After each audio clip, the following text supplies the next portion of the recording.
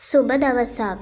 ශ්‍රී ලංකාවේ අභිමානවත් ඉතිහාසය පිළිබඳව කතා කරන අතීත පියවර YouTube channel එකට ඔයාලව සාදරයෙන් පිළිගන්නවා.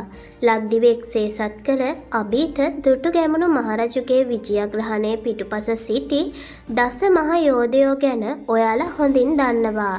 අද අපි කතා කරන්නේ ඒ අසහාය යෝධයන් 10 දෙනා අතරින් කාය ශක්තියෙන් හා කඩවසම් රූපයකින් යුක්ත වූ මහා සෝන යෝධයා ගැනයි.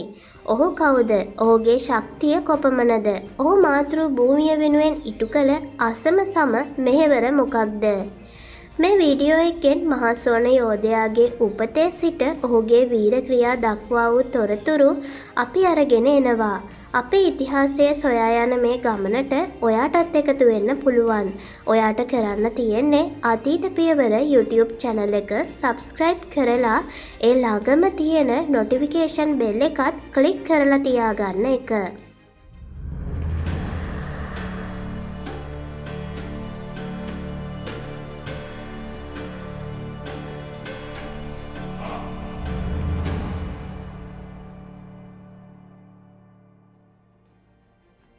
මහා සෝන යෝධයාගේ උපන් බිම උනේ රුහුණේ දීඝවාපි දිසාවයි. මෙය වර්තමානයේ මල්වතු මඩුල්ල ආශ්‍රිත ප්‍රදේශය ලෙස සැලකෙනවා. ඔහු කරවිට නම් ගමේ විසූ තිස්ස නම් ගම් ප්‍රධානියාගේ පුත්‍රයා ලෙස උපත ලැබුවා. ඔහු සොහොයුරන් 7 දෙනෙකුගෙන් යුත් පවුලක බාලයා වුණ අතර ඔහුගේ දෙමව්පියන් ඔහුට තැබුව නම උනේ සෝන යන්නයි. සෝන කුමාරයා කුඩා කල සිටම අසීමිත කාය ශක්තියක් පෙන්눔 කරා. සත් හැවිරිදි වියේදී ඔහු තමන්ට වඩා උසින් වැඩි තල් පැලපවා මුලින් උදුරා දැමීමට සමත් වුණා. දස හැවිරිදි වියේදී ඔහු අති විශාල වූ මහා තල්ගස් පවා මුලින් උදුරා දැමීමේ හැකියාව ප්‍රගුණ කරා. මේ අන්දමේ මහා ශක්තිමත් වැඩ කිරීම නිසා ඔහුට මහා සෝන යන නාමය පට බැඳී තිබෙනවා. ඔහු කාය ශක්තියෙන් පමණක් නොව කඩවසම් රූප ස්වභාවකින්ද යුක්ත වූ බව මූලාශ්‍රවල සඳහන් වෙනවා. ඔහු නන්දිමිත්‍ර යෝධයාට සමානවම අතිශය ශක්තිමත් අයෙකු වූ බවද පැවසෙනවා. තල්ගස් උදුරා දමන තරම් ශක්තිමත් දරුවෙක් ගැන ඔයාලා අහලා තියෙනවද? මේ අපේ ඉතිහාසයේ සත්‍ය කතාවක්. මහා සෝන යෝධයාගේ මේ අසහාය ශක්තිය පිළිබඳ පුවත රුහුණේ පාලකයා වුණ කාවන්තිස්ස රජතුමාට සැලවුණා. කාය ශක්තියෙන් ඉහළම තැනක සිටි මහා සෝන දුටුගැමුණු කුමරුගේ අනාගත යුද්ධ සේනාවට මහත් රුකුලක් වන බව දුරදක්නා නුවණින් දුටු කාවන්තිස්ස රජු සෝනව කැඳවාගෙන ඒමට පණිවිඩකරුවන් යැව්වා. රජතුමා මහා සෝනගේ දෙමාපියන්ට තෑගි භෝග පිරිනමා සිය පුත්‍රයා වුණ දුටුගැමුණු කුමරුගේ යුද සේනාවට සෝනව බඳවා ගත්තා. මේ අනුව මහා සෝන යෝධයා දුටුගැමුණු කුමරුගේ දස මහ යෝධයන් අතරින් එක් සෙන්පතියෙකු බවට පත් වුණා.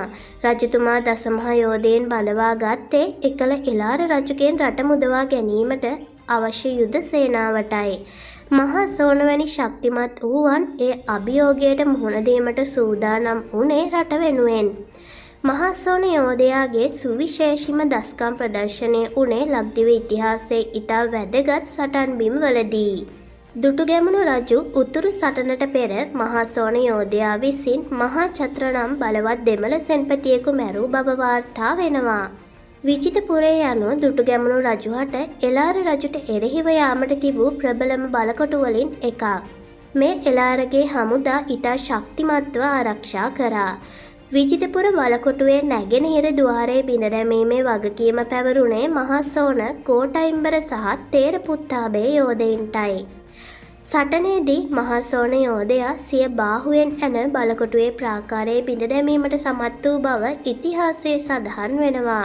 ප්‍රාකාරයේ බිඳ දැමීමෙන් පසු ඔහු අහම තල්ගසක් උදුරාගෙන එය අති ප්‍රබල ආයුධයක් ලෙස භාවිතා කරමින් සතුරන්ට පහර දුන්නා. ඔහුගේ මේ අසීමිත ශක්තිය සතුරාගේ බලකොටුව බිඳීමට තීරණාත්මක ලෙස උපකාරී වුණා. සමහර මූලාශ්‍රවල සඳහන් වෙන්නේ මහා සෝන යෝධයා දුටුගැමුණු රජුට යුද්ධය සඳහා සහාය දුන් යක්ක සේනාවේ නායකයා ලෙස කටයුතු කළ බවයි. මහාසෝන යෝධයා පිළිබඳ කතා කිරීමේදී රිටිකල ජයසේන නම් සෙන්පතියාගේ නමද නිතරම අහන්නට ලැබෙනවා. බොහෝ ඉතිහාසඥයින්ගේ මතය වෙන්නේ මහාසෝන යෝධයාම රිටිකල ජයසේන බවයි.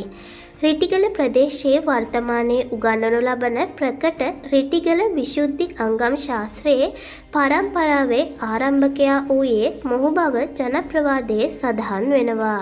මෙයින් මහාසෝන යෝධයා අංගම් ශාස්ත්‍රයේ කියලා පැමිණිය අයෙකු බව පැහැදිලි. ඇතැම් ජනප්‍රවාදවල මහාසෝන යෝධයා සහ මහාසෝන යක්ෂයා පිළිබඳව විවිධ මතවාද පවතිනවා. නමුත් නිවැරදි ඉතිහාස කතාවල සඳහන් වෙන්නේ මහාසෝන යෝධයා සහ මහාසෝන යක්ෂයා යනු දෙදෙනෙකු බවයි. මහාසෝන යෝධයා දුටුගැමුණු රජුට සේවය කළ වීර පුරුෂයෙකි. මහාසෝන යක්ෂයා පිළිබඳ කතාව ඇතුළත් වෙන්නේ පසුකාලීන ජනප්‍රවාදවලටයි. මූලාශ්‍රවල සඳහන් වෙන්නේ මහාසෝන යෝධයා රාබීමට මෙන්ම උත්සවශ්‍රීයෙන් ජීවත් වීමට කැමති අයෙකු බවයි. මහාසෝන යෝධයාගේ යුද වීරත්වය මෙන්ම ඔහුගේ ආගමික භක්තියද ඉතිහාසයේ විශේෂයෙන්ම සඳහන් වෙනවා. ඔහු බුදුදහම පිළිබඳ දැඩි භක්තියකින් යුක්ත වූ අයෙක්. ඔහු විසින් භික්ෂූන් වහන්සේලා උදෙසා ලෙන් විහාර පූජා කළ බවද ඉතිහාස කතාවල සඳහන්.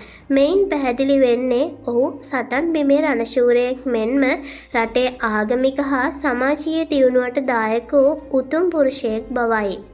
මහාසෝන යෝධයාගේ අවසානය පිළිබඳව ජනප්‍රවාද කිහිපයක් පවතින නමුත් ඉතිහාසයේ ඔහු පිළිබඳව සඳහන් වී ඇති ප්‍රධානතම සිදුවීමක් වෙන්නේ ගෝඨයිම්බර යෝධයා සමග ඇති වූ සිදුවීමයි. මහාසෝන යෝධයා මත්වී සිටි අවස්ථාවකදී ගෝඨයිම්බර යෝධයාගේ බිරිඳ වැළඳගෙන ඇති බවත් මෙයින් කෝපූ ගෝඨයිම්බර යෝධයා මහාසෝන යෝධයා සමග සටන් වැදී ඔහුගේ හිස සිඳ දැමූ බවත් ජනප්‍රවාදයේ සඳහන් වෙනවා. මහාසෝන යක්ෂයා පිළිබඳ කතාව ගොඩනැගී ඇත්තේ මේ සිදුවීම මුල් කරගෙනයි. ගෝඨයිම්බර විසින් මහාසෝනගේ කඳට වලසෙකුගේ හිසක් සම්බන්ධ කිරීමෙන් මහාසෝන යක්ෂයා බිහි වූ බව ජනප්‍රවාදවල සඳහන් වුවත් ඉතිහාසයේ මහාසෝන යෝධයා පිළිබඳ නිල වාර්තා අවසන් වෙන්නේ ඔහුගේ යුද මෙහෙවර සහ දායකත්වයෙනි. මහාසෝන යෝධයාගේ නම සදා කල්හිම ලංකා ඉතිහාසයේ බලය, ශක්තිය සහ අභීතභාවය සංකේතවත් කරන චරිතයක් ලෙස රැඳී පවතිනු ඇත. ඔහු ඇතුළු දසමහා යෝධීන්ගේ සහාය නොමැතිව දුටුගැමුණු රජුට ලක්දිව එක්සේසත් කිරීමේ අතිශය දුෂ්කර කාර්යය සාර්ථක කර ගැනීමට නොහැකි වනු ඇත. අද අපි දුටුගැමුණු මහරජුගේ දසමහා යෝධයන්ගෙන් කෙනෙකු වුණ මහාසෝන යෝධයා ගැන නිවැරදි තොරතුරු දැනගත්තා. ඔහු දීඝවාපි දිශාවේ තිස්ස ගම් ප්‍රධානියාගේ පුත්‍රයා බවත් කුඩා කල සිටම තල්ගස් උදුරා දමන තරමේ අතිමහා ශක්තියකින් යුක්ත වූ බවත් විජිතපුර සටනේදී බාහුවෙන් ප්‍රාකාරයේ බිඳ දමා තල්ගසක් ආයුධයක් ලෙස භාවිතා කරමින් වීර වික්‍රම පෑ බවත් ඔහු රිටිගල ජයසේන ලෙසද හැඳින්වෙන බව සහ අංගම් ශාස්ත්‍රයේ දක්ෂයෙකු බවත් ආගම පිළිබඳ දැඩි භක්තියකින් යුක්තව ලෙන් විහාර පූජා කළ බවත් අපි මේ වීඩියෝ එකෙන් දැනගත්තා. මහාසෝන යෝධයාගේ කතාව අපිට කියාපාන්නේ අපේ අතීත යෝධීන් සතු අසීමිත ශාරීරික ශක්තියත් දේශප්‍රේමයත් සහ ආගමික භක්තියත් පිළිබඳවයි. ඔයාලගේ අදහස් සහ අත්දැකීම් අපිට පහලින් කමෙන්ට් කරන්න. ඔයාලා මෙවැනි තවත් වීර චරිතයක් ගැන දැනගන්න කැමති නම් ඒකද අපිට පහලින් කමෙන්ට් එකකින් කියන්න. අතීත පියවර YouTube channel එක subscribe කරන්න, like කරන්න සහ මේ වීඩියෝ එක share කරන්න. තවත් මෙවැනිම වටින ඉතිහාස කතාවකින් හමු වෙන තුරු ඔයාලා හැමෝටම සුබ දවසක්.